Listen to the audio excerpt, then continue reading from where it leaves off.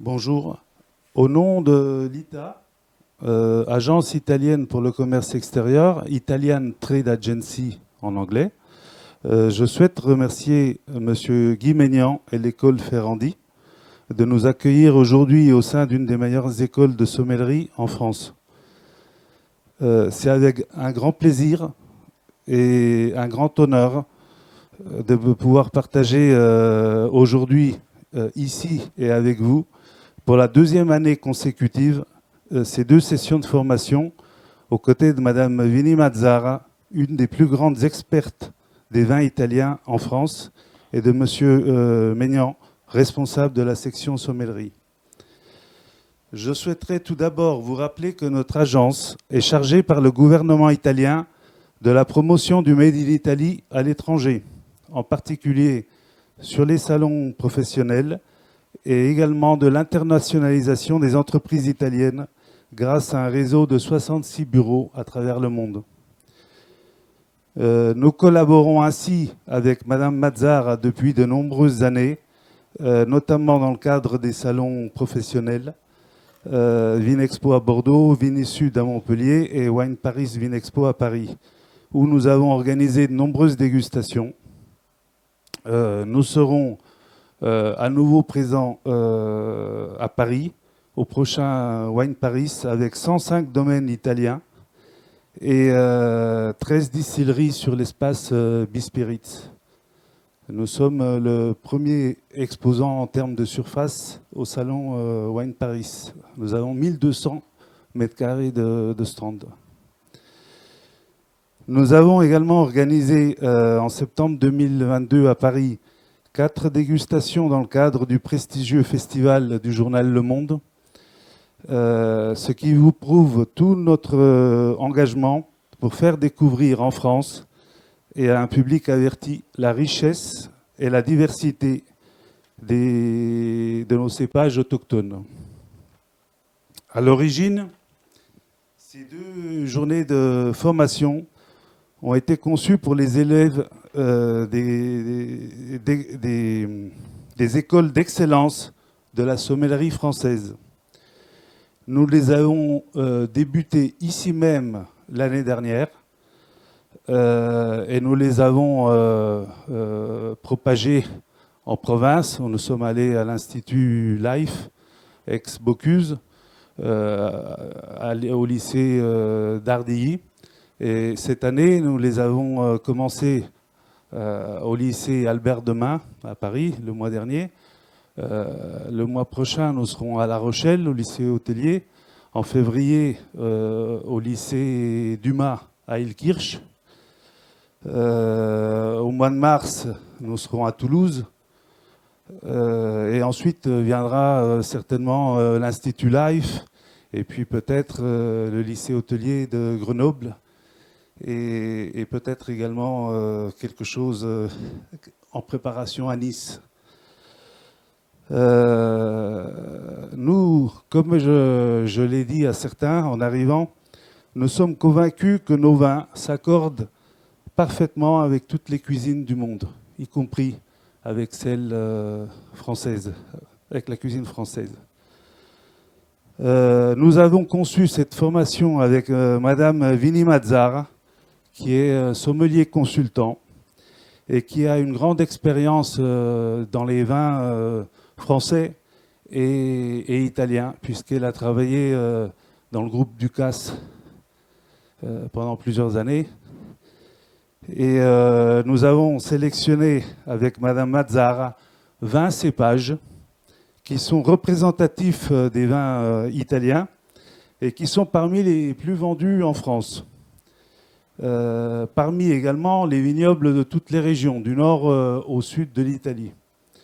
Ces 20 cépages représentent actuellement 42% de la production vinicole italienne, ce qui vous démontre déjà l'importance des cépages indigènes au sein de la production italienne.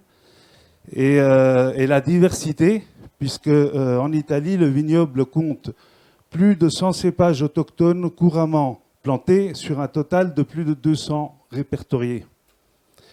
Je vais laisser la parole à Madame Vini Mazzara, qui vous présentera mieux que moi nos vins et nos cépages.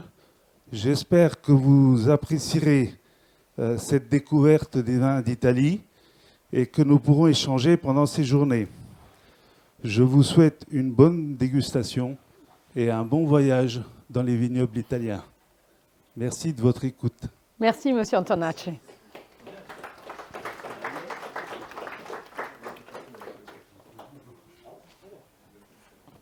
Bon, super.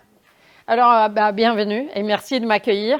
Comme a dit Monsieur Antonacci, je m'appelle Vini Mazzara et je suis donc sommelière. Comme vous, je sors effectivement comme un champignon de la restauration. C'est ce qui a été vraiment mon cœur de métier pendant très longtemps. Je considère qu'il l'est encore, mais d'une façon différente.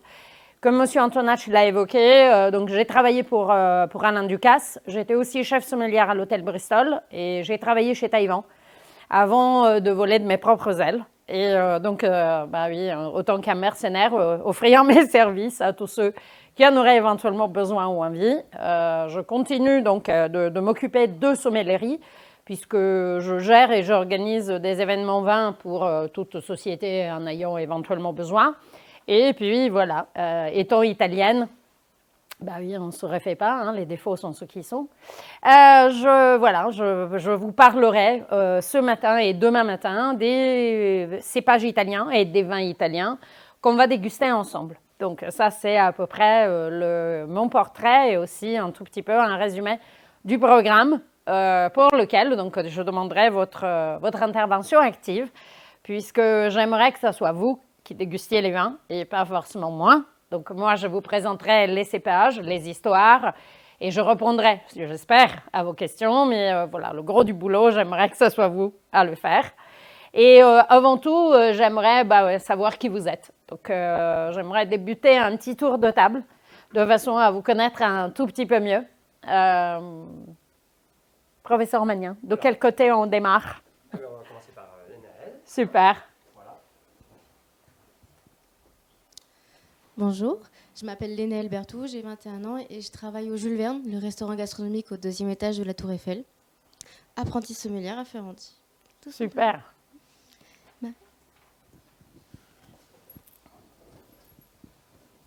Moi, je m'appelle Marie, j'ai 21 ans aussi et je travaille au Pré-Catelan, restaurant 3 étoiles à Paris. Alors bonjour, moi je m'appelle Charles, j'ai 22 ans et je travaille au 110 de Taïwan, Paris 8e. Bonjour, Jean-Baptiste Guichard, enseignant formateur au lycée Escoffier à Irani à côté de Cergy-Pontoise et en formation. Voilà.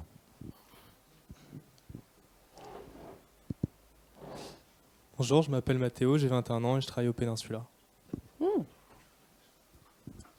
Bonjour, je m'appelle Imad, j'ai 28 ans et je travaille pour Kei Kobayashi à Paris. Bonjour, moi c'est Romain, du coup j'ai 27 ans et je travaille à la cave indépendante Les Piqueurs à Montmartre. Bonjour, je m'appelle Ludovic, j'ai 20 ans et je travaille moi aussi à la cave Les Piqueurs à Paris.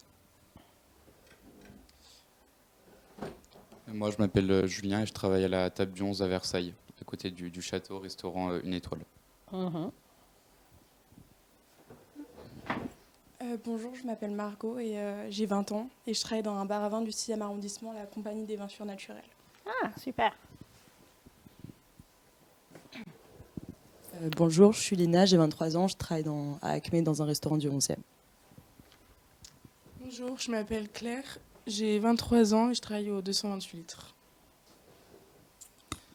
Bonjour, moi c'est Alban, j'ai 23 ans et je travaille au Cap de Taïwan, dans le 8e. Super. Bonjour, je m'appelle Charlotte et je travaille à la Monnaie de Paris chez Eddie Savoie. Alors bonjour, je m'appelle Nathan et je travaille au restaurant d'Alain Ducasse au Meurice. Super. Bonjour, je m'appelle Jessica, j'ai 19 ans et je travaille au Chiquito à Méry-sur-Oise.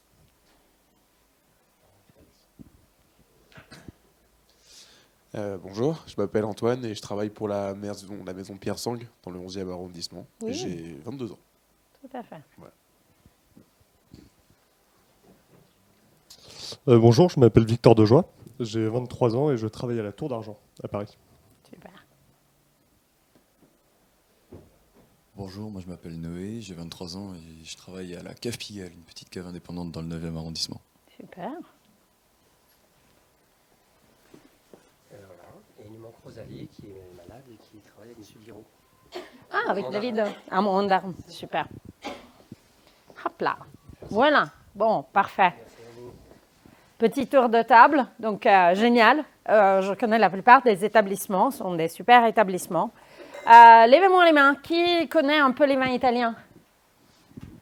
Ok, super. Ça me va. Qui travaille avec des vins italiens? Ok, bon, super. Donc, ça vaut la peine d'explorer un peu plus. Super, bon, ça me fait plaisir. Ok, donc ce matin, on parle du nord d'Italie, d'accord? Alors, la petite prémisse est comment ces cours ont été agencés. C'est vrai que sur un panorama, comme M. Antonacci évoquait, de cépages autochtones qui sont nombreux, le registre des variétés italiennes registre aujourd'hui à peu près 800 voies différentes. Alors 800, ça ne doit pas faire peur, il y a tous les raisins possibles qui peuvent être plantés et autorisés, ça signifie aussi les vins de table. Donc on commence à descendre le nombre. On a évidemment de nombreuses variétés qu'on appelle internationales, mais que techniquement sont des variétés françaises, qui sont autorisées et exploitées à part entière. Mais je dirais qu'on s'accorde pour dire que l'Italie a aujourd'hui pas loin de 385 variétés autochtones enregistrées. Évidemment, pas toutes exploitées de la même façon. Donc, à en choisir 20, vous voyez bien, ça commence à être quelque chose d'assez compliqué. C'est pour ça qu'effectivement, on a démarré avec les plus marquantes. Je vous montrerai donc quelques slides au sujet. Marquantes en deux sens. Le premier, c'est effectivement la facilité d'approche. Ça signifie qu'il est assez facile de trouver des vins sur le marché issus de ces variétés. La deuxième, c'est évidemment, on a essayé de toucher à des vins qui ont une certaine réputation, de façon à vous présenter des choses qui soient un peu l'excellence italienne. 3, et c'était un peu la chose un peu complexe, c'était des vins qui devaient être déjà importés, de façon à avoir des importateurs qui travaillent déjà avec ces références en France, sur Paris, mais en France en général. Et donc, ça a été le cahier des charges pour pouvoir commencer à discuter de ces 2 journées. Donc, on aura un petit trajet de est à ouest, de nord à sud, voilà, de façon à pouvoir toucher à toutes les régions italiennes. Donc, ça, c'est à peu près l'idée. De quoi on parle? Bon, on parle d'un des grands pays producteurs en quantité, en termes de surface et en termes de volume. Nous restons avec l'Espagne et la France, le grand vignoble du monde. Alors c'est vrai, on a évoqué la Chine et la possibilité que la Chine nous dépasse tous. Ça arrivera peut-être. Le Covid a mis un très gros coup de frein à cette progression exponentielle de vignes plantées, mais elles sont encore jeunes. Donc en termes de production, la Chine est encore loin de la tête. En termes de vignobles, on s'attendait à un grand dépassement sur 2020, mais c'est vrai que le Covid a mis un gros stop. Donc la triade Espagne, France, Italie reste à la tête de la surface viticole. Et en termes de production, en termes de production, vous le savez mieux que moi, ça va et ça vient. Cette année, nous sommes 2e en termes de production mondiale, la France ayant repris ses droits sur la quantité. Voilà, ça c'est un peu le but. Mais ça va et ça vient. Si vous prenez une année un peu difficile climatiquement comme 21, l'Espagne nous a dépassés en quantité. Donc la triade Italie, Espagne, France reste la triade qui commande grosso modo le monde. Okay. On a donc énormément d'appellations. La France a fêté il y a quelques semaines la 365e appellation d'origine contrôlée. Nous sommes à 341, donc là aussi on est à peu près sur le même Attention, nous avons en revanche un step d'appellations séparées qui est celui des DOCG, dont on parlera, chose qui fait que l'ensemble des DOC, équivalent donc à AOC, et DOCG, qui restent quand même dans le cadre européen de l'AOP, portent donc le nombre de nos appellations à 418. Donc on a quand même un nombre d'appellations consistant qui nous remet, disons, tout à fait en comparaison avec la France. Donc ce que vous avez comme idée du vignoble français, vous pouvez le répercuter facilement sur l'Italie, en sachant que l'Italie a un tiers des surfaces françaises. Donc c'est un petit pays, si vous considérez, avec donc un vignoble et un nombre d'appellations tout à fait comparable à celle de France.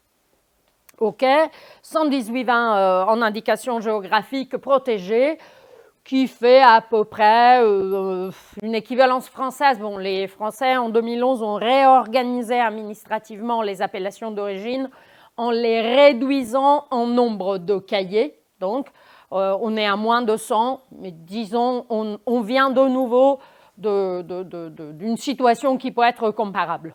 Donc, on est à peu près au même endroit. Donc, on a en revanche une très jolie présence bio. Voilà, pareil, le Covid avait paru stopper un peu l'agrément de vignobles en bio. Et cette trend a repris gentiment. Donc, on est en augmentation. On a 135 000 hectares en bio, soit 20% de la surface italienne. Chose qui donc met les vignobles italiens sur le marché bio en bonne position. On est assez bon élève de ce point de vue. OK, 21 régions qui produisent du vin. Évidemment, un peu comme en France, vous pouvez reprendre la comparaison. Pas toutes pèsent, évidemment, de la même façon. On a des régions fortes productrices et on a des toutes petites régions en termes de surface et en termes de production. Ben oui, par exemple, la vallée d'Aoste n'a même pas de ligne sur ce graphique. Considérez la vallée d'Aoste une région qui fait 450 hectares. Donc, vous imaginez bien, elle a la dimension d'une appellation d'origine et même pas des plus grandes. Donc, évidemment, c'est une région minuscule. Mais bon, si vous cherchez des vins, ils y sont. Donc, à vos prochaines vacances italiennes, peu importe où vous programmez d'aller, vous trouverez des vins régionaux et vous trouverez des cépages autochtones. Ça, c'est quand même la nouvelle assez intéressante. On a évidemment 3 régions, 4 en vérité, mais 3 qui sont vraiment dans le peloton de tête en termes de production. Donc, Veneto, les Pouilles et l'Emilia-Romagna qui vraiment remplissent le gros panier. Bon, la Vénétie n'a pas de secret pour personne. Cette énorme explosion en termes de volume est surtout due à 2 grandes stars, l'une étant le Prosecco, bien évidemment, avec plus de 300 millions de bouteilles, et le Pinot Grigio, qui est aussi une grande source de production. Les Pouilles, qui ont depuis le temps été une grande région de production en termes de volume, on verra, mais avec les Pouilles, on pourra faire le même discours que vous faites aujourd'hui avec le Languedoc. Ça veut dire gros réservoir de production de vin, historiquement, pas forcément de vin d'appellation d'origine contrôlée dès le départ, mais qui est en nette progression qualitative. Donc, même discours que vous faites pour le Languedoc, vous pouvez l'appliquer aux Pouilles. L'Emilia-Romagna, alors, semblerait évoquer à nouveau l'effervescent local qui est donc représenté par les Lambrusco, et j'utilise volontairement le pluriel, on verra pourquoi. Mais en vérité, le Lambrusco reste un phénomène mineur. C'est vraiment le reste des vins qui prend véritablement de l'essor. D'autres effervescents, puisque l'Emilia-Romagna aime particulièrement les petites bulles, en méthode Charmat et en méthode ancestrale, mais aussi par des vins comme les Barbera ou comme d'autres cépages autochtones qui effectivement ont la possibilité de développer quantitativement les vins produits dans la région. Donc, réduire l'Emilia-Romagna au phénomène Lambrusco, c'est aujourd'hui une erreur. Sicile. Bon, la Sicile, c'est une grande région, c'est un vaste vignoble et pour la production est plutôt limitée si vous regardez ce graphique. Je dirais qu'on peut appliquer pour la Sicile le même diagnostic que pour l'Espagne. Pourquoi ces régions produisent peu? Quelqu'un aurait une idée? Bah oui, c'est sec, c'est chaud et c'est sec. Donc, dès que l'eau commence à manquer, le raisin a un poids spécifique qui est inférieur, chose qui fait une raisin en volume qui est beaucoup plus basse. Donc, techniquement, nous sommes sur le même cas de figure de toute région profondément méditerranéenne avec donc énormément de soleil. Et donc, on baisse immédiatement. Bon, vous verrez bien Abruzzo, Toscane et Piémont, puisqu'on va les explorer. Et ce sont des régions qui, quantitativement, n'ont pas beaucoup de poids. Ils en ont, mais vraiment de façon très inférieure aux autres. Et en revanche, ce sont 3 régions de tête dans un point de vue réputation des vins. Donc, ce sont 3 régions dont on parlera en long, en large et à travers. Et puis, en descendant, vous voyez des régions bien mineures, mais sur lesquelles on aura probablement le temps de poser un instant notre regard avec un vin ou 2 vins, on verra bien ce qui est possible de faire. Hop. Bon, l'équivalence des appellations. Depuis 2009, l'Europe a totalement fait en sorte de limer les définitions d'appellation et a essayé de trouver des équivalences qui permettent aux voyageurs, mais aussi aux consommateurs, de se retrouver lorsqu'ils abordent des vins d'un pays appartenant à la communauté européenne.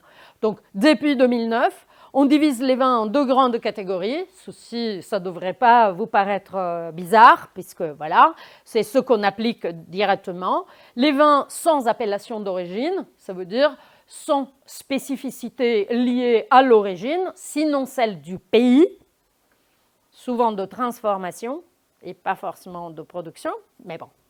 Et puis, une haut de pyramide qui est celui représenté par des vins avec indication d'origine. L'Europe ayant placé donc un bel triangle sur les AOP et un très joli triangle sur les IGP. Okay? La plupart des pays européens appliquent ce chemin. En revanche, en sachant que dans cette partie haute, qui est celle donc liée à l'appellation d'origine protégée, on peut toujours appliquer la législation traditionnelle et en mention et en cahier des charges. Et c'est ce qu'on voit en Italie, sur laquelle, à la place d'avoir 2 steps, on en a 3. Un step équivalent, IGP-IGT. Donc, nous sommes exactement dans la compréhension de l'IGP française. Donc, ça ne change rien. D'ailleurs, on l'a copié. En 1993, on s'inspire pas trop librement des vins de pays français. Donc, on applique un chemin et un modèle qui est celui qui est typiquement français. Donc, cette équivalence est passée un peu comme en France, sans trop de mal. En revanche, au niveau de l'AOP, nous divisons nos dénominations en 2 grandes catégories.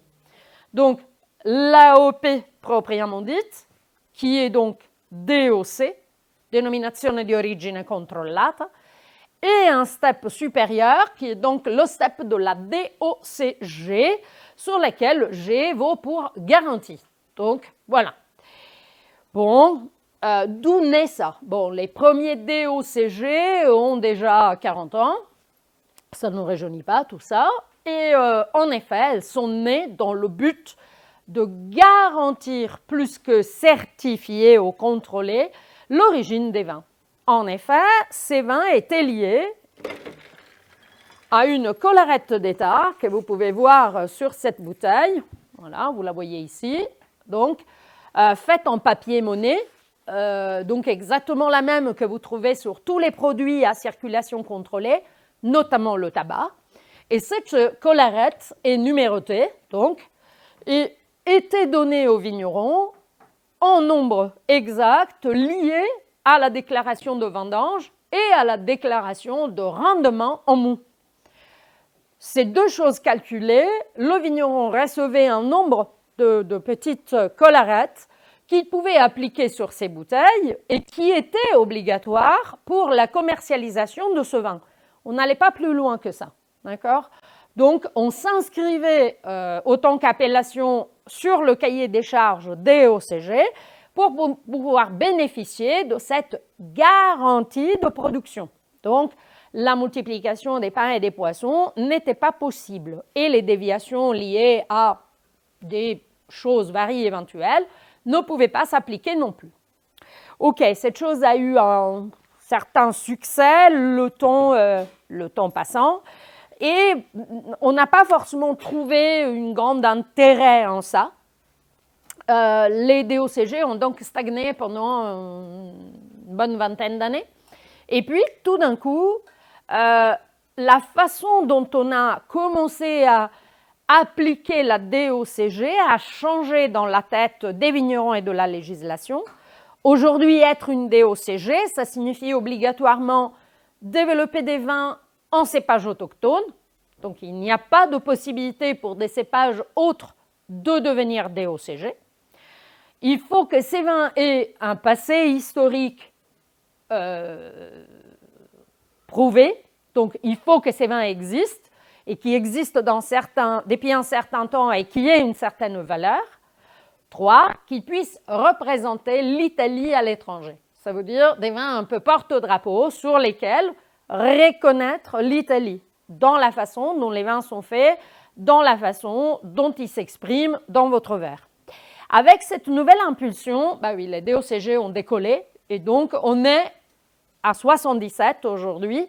Vous trouvez sur les publications parfois 78, parce qu'il y a une DOCG qui est partagée entre 2 régions, qui est Lison, Lison-Prat-Majeur, qui est donc divisée entre la Vénétie et le Frioul. Donc, si vous la comptez une fois en Vénétie et une fois dans le Frioul, ça fait 78. Mais bon, 77, chose qui est très important, très intéressant, et ça continue de grandir. Ça veut dire qu'il y a des pots de dossier pour d'autres DOCG. La dernière est de 2021, c'est Canelli, qui est une sous-dénomination du Moscato d'Asti, qui était déjà appellation en DOCG et que donc a souhaité apparaître autant que DOCG Canelli même. Et donc le décret européen vient d'être définitivement approuvé, donc 77 en tout et pour tout. Attention, dans les DOCG, c'est erroné de penser, par exemple, en termes de prix. Il n'y a pas que les vins les plus chers qui deviennent DOCG, puisqu'il n'y a pas cette idée de hyper-excellence aux pointes de diamant. On ne peut pas parler de grands crus comme un Bourgogne, par exemple, où effectivement on a cette espèce de gotha qui reclut le mieux du mieux du mieux du mieux en termes véritablement de réputation, d'exigence, etc. etc. Ça ne va pas non plus d'appliquer le potentiel de garde, parce que si je reviens à mon Moscato d'Asti, c'est des bouteilles éphémères qui ont un temps de vie assez court, mine de rien. Et dès que vous popez un petit bouchon de Moscato d'Asti, vous savez que vous êtes en Italie. Donc, c'est pour ça qu'on n'a pas tenu compte de ça aucunement et même pas historiquement, puisque Moscato d'Asti est une DOCG depuis assez longtemps pour pouvoir. Donc, il y a cette espèce de cour dans laquelle on se retrouve avec donc ces 77 vins qui sont la représentation de l'Italie dans le cours de l'histoire, dans l'image et surtout dans le verre. Et c'est comme ça que les DOCG ont une nouvelle bouffée d'oxygène et vivent donc une nouvelle vie, je pense, pour le moment, la meilleure. Je reviens un instant aux collarettes, puisqu'on se dit, alors c'est facile de les retrouver, les collarettes témoignent de la DOCG. Oui et non, parce que certaines DOC ont quand même souhaité garantir l'origine des vins. Donc, pour étant DOC, ont quand même acquis la collarette. Donc, aujourd'hui, il y a 2 collarettes. Vous les reconnaissez par la petite couleur. Celle-ci, par exemple, est bleue. Donc, c'est une DOC. D'accord ? Les DOCG, je vous les montrerai plus tard, ont une autre couleur. D'accord ? Donc, en tout cas, c'est clairement indiqué ici. C'est bien marqué DOC, la couleur est bleue. Mais certaines appellations qui ont senti éventuellement une petite pression par rapport à des débordements quantitatifs ont quand même appliqué ça. Donc Soave, Valpolicella et même Prosecco, vous le trouverez avec les collarettes déjà au stade de DOC. Donc, cette idée de garantie est restée que dans le nom, parce que même certains DOC appliquent donc cette idée de garantir en tout et pour tout le nombre de bouteilles produites qui sortent d'un domaine. Donc ça, c'est aussi étendu à l'appellation. Sur les AOP, donc, tout ce qui est dénomination d'origine protetta, nous aussi, on passe gentiment au DOP, mais DOC, la plupart sur les vins, et DOCG, donc, tous ceux qu'on a évoqués ensemble. Une chose m'intéressait, c'est comment on choisit les noms de ces appellations d'origine. Puisque pour la France, pour la plupart, les noms ont toujours une évocation géographique, soit d'un village, d'une ville, d'un village, soit d'un lieu plus ou moins historique. Ceci est très beau dans les IGP, les Saint-Guilhem du désert, la Principauté d'Orange, l'île de Beauté. Ça m'a toujours fait rêver. Je ne sais pas qui choisit les IGP en France, mais on peut lui donner un prix parce que c'est vraiment très cool. En Italie, on a 3 façons d'eux. La première, donc, totalement identique, origine géographique, soit-elle des villages, des lieux, des collines, des zones tout à fait liées, donc soit régionales, soit sous-régionales, soit villages, donc exactement pareil. On a des appellations d'origine historique. Je vous rappelle que l'Italie est vignoble depuis bien avant les Grecs. Les Grecs arrivant en Italie l'appellent Enotria, la terre du vin, et que les Romains, quand ils arrivent dans la Valpolicella, l'appellent Valpolicella, qui signifie Val Polis Selle, la vallée pleine de caves viticoles, évidemment. Donc, pour témoigner ça, donc on a des vins dont les noms vraiment plongent au plus profond de l'histoire. Plin l'Ancien parle de Mamertinum, parle de Falernum, donc des vins dont le nom est encore sur la bouche de tous, parce que l'appellation existe, le vignoble aussi, et les vins se boivent. Donc ça, c'est pas mal. Mais Est, Taurasi sont tous des vins qui ont véritablement une notion historique forte.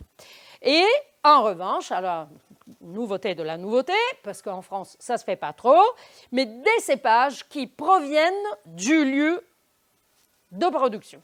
Ça veut dire qu'on a pas mal d'appellations qui ont un très joli nom composite, dont la première partie est le cépage et la deuxième partie, l'origine. Verdicchio dei Castelli di Iesi, Barbera d'Alba, Barbera d'Asti, Trebbiano d'Abruzzo, Montepulciano d'Abruzzo. Donc, dès que vous avez un nom composite, la première partie est le cépage, la deuxième, le lieu de production. Et c'est une appellation à part entière. Donc, net, clair et précis. Oui.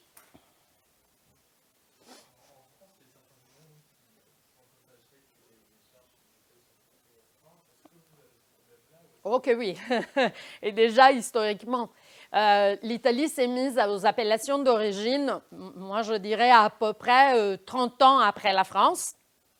Donc, il y a déjà un gap de 30 ans qui est important. Et puis, l'Italie n'était pas prête à ça, d'accord? Je ne veux pas dire qu'on était encore à l'âge de la pierre quand en 1855, Bordeaux se classait, mais on n'est pas très loin, voilà.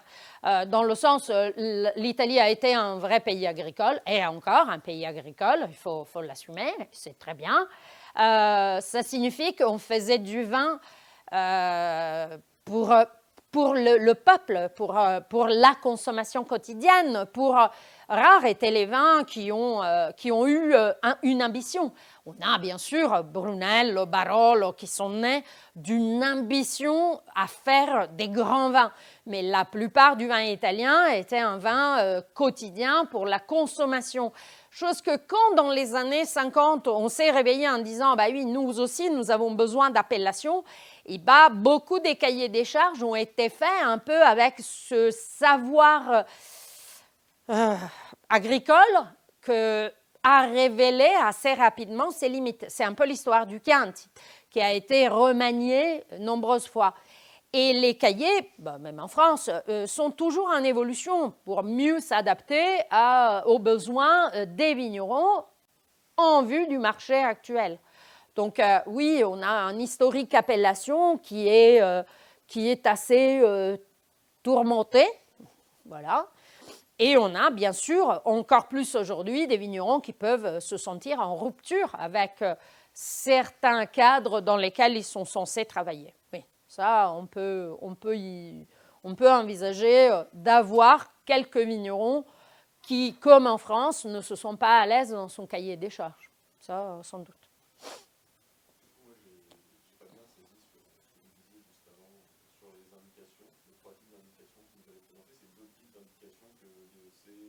Oui, IGP, c'est la catégorie IGP. Celle que vous connaissez, vous la gardez. C'est exactement une équivalence complète à la France. Oh, ça, c'est juste comment on choisit les noms pour les appellations d'origine, que soient-elles DOC ou DOCG. Donc, dans les DOC, dans les DOCG, vous trouvez donc 3 cas de figure. Le cas géographique, qui est donc classique, auquel vous avez l'habitude.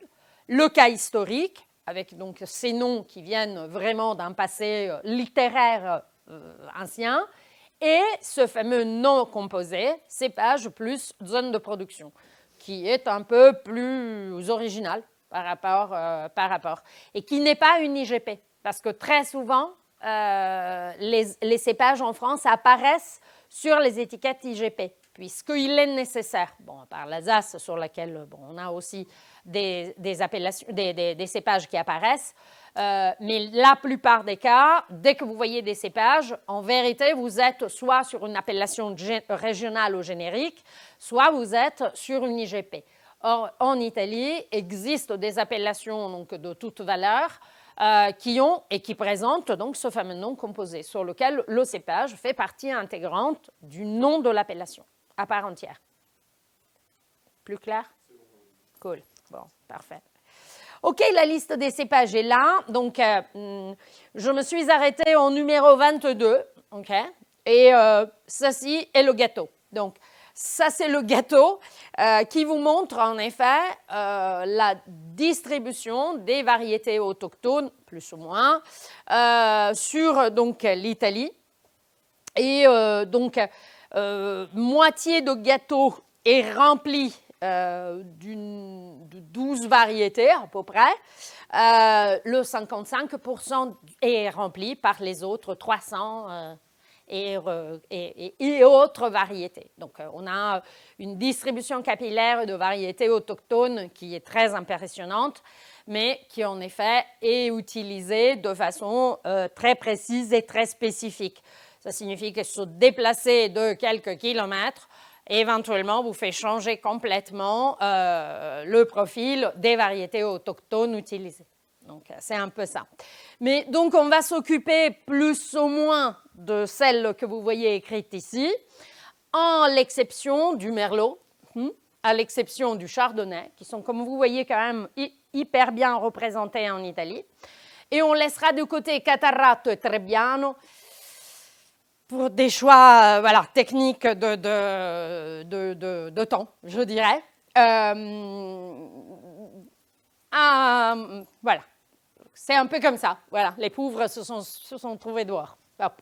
Mais sans que j'en ai contre ces variétés. Okay? On a des très jolies choses. Il y a en Italie d'ailleurs une étude très approfondie sur les Trebbiano, parce qu'on n'en a pas qu'une, on en a plusieurs. On en verra quand même 2.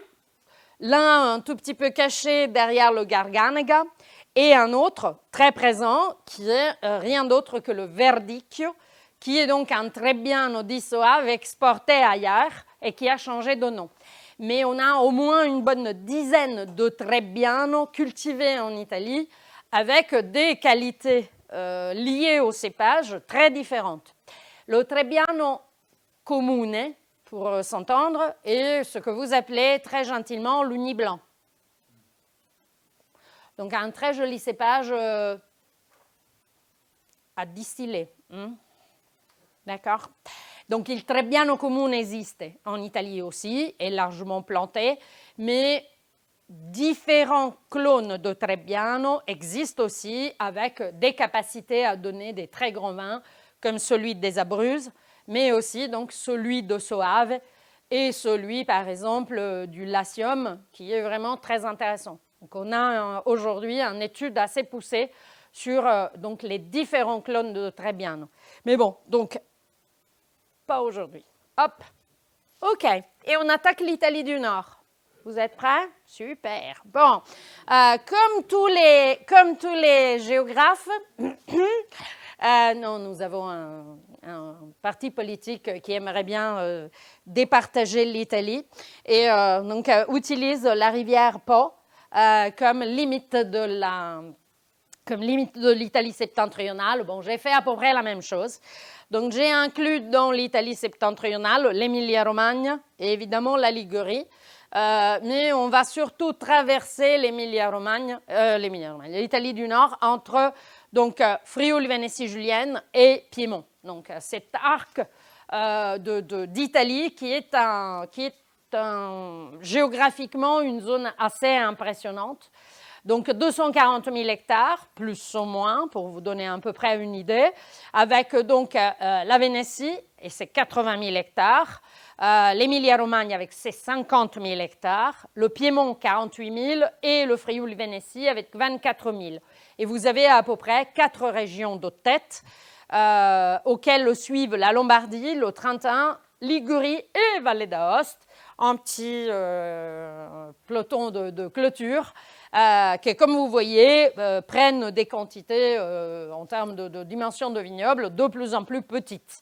Hein, la Ligurie fait à peu près la dimension du Jura, autant que la Vallée d'Aoste a à peu près la dimension de Côte-Rôtie. Voilà, juste pour s'entendre. Donc, on est quand même sur des régions minuscules si vous considérez les 80 000 hectares de la Vénétie. Okay. Ce qui est intéressant de l'Italie du Nord, c'est vraiment sa conformation géographique. L'Italie du Nord est fortement impactée par 2 facteurs géographiques majeurs, la chaîne des Alpes et le début des Apennins, qui vont donc entourer complètement cette tête de pays et qui vont déformer climatiquement la zone qui correspond donc au vignoble d'Italie du Nord. Pourquoi je dis déformé climatiquement? Puisque où se trouve vraiment l'Italie? À la même latitude que le sud de la France. Donc, techniquement, on devrait penser que l'Italie démarre en Méditerranée et qui continue s'enfonçant de plus en plus profondément dans une situation méditerranéenne en termes de climat. Ça signifie un climat où les saisons sont limées, où il fait beau tout le temps, où il ne pleut pas, où les températures sont techniquement élevées. Chose qui n'est pas tout à fait fausse. Mais en même temps, cette grosse présence de montagnes, puisqu'on a des cimes qui sont des cimes extrêmement élevées, si vous pensez au Mont Blanc, si vous pensez au Cervin, le Mont Rose, on est sur des cimes qui ont plus de 4000 mètres, toutes. Donc, ça fait fortement barrière, ça enclave, et en même temps, donc, ça détermine une déformation climatique qui pousse vers une continentalité avérée. Ça signifie, oui, des saisons marquées avec des vrais hivers, des vrais printemps, des vrais automnes, des belles étés. Donc ça, c'est relativement vrai. Qu'est-ce que change un tout petit peu? Oui, la température moyenne sur l'année qui est techniquement plus élevée. Quand on parle de septentrion de France, par exemple, nous sommes en zone tempérée. Donc, on ne vous parlera pas de zone froide en Italie, à moins que vous commenciez à solliciter l'altitude. Et ça peut être un facteur, pas super présent, mais parfois oui. Donc, avec des vignobles qui dépassent les 600 mètres, voire plus haut. La Vallée d'Aoste en est un exemple classique, avec parmi les vignes les plus hautes d'Europe, on est entre 1200 et 1400 mètres, Blanc de Morges de la Salle. Je sais que ça s'appelle comme en France, mais c'est italien. Pour le reste, on a donc un climat qu'on considère tempéré, mais qui est continental. Le plus, le pays ou la région viticole s'enclave dans les montagnes.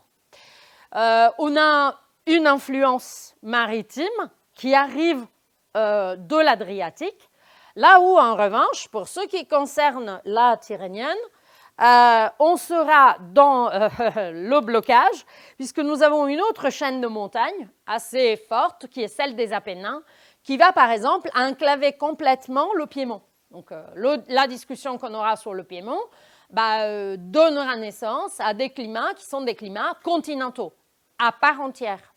On aura en revanche sur la Ligurie, qu'on ne verra pas directement dans les vins, une situation qui est une situation de viticulture héroïque, puisque nous sommes dans les mêmes conditions que les vignobles de Côte-Rôtie, avec une influence maritime que la Ligurie tient uniquement pour soi. Parce que pour le reste, cette influence assez peu impacte les vignobles qui sont sur son dos, puisque les Apennins commencent déjà à être des vraies montagnes.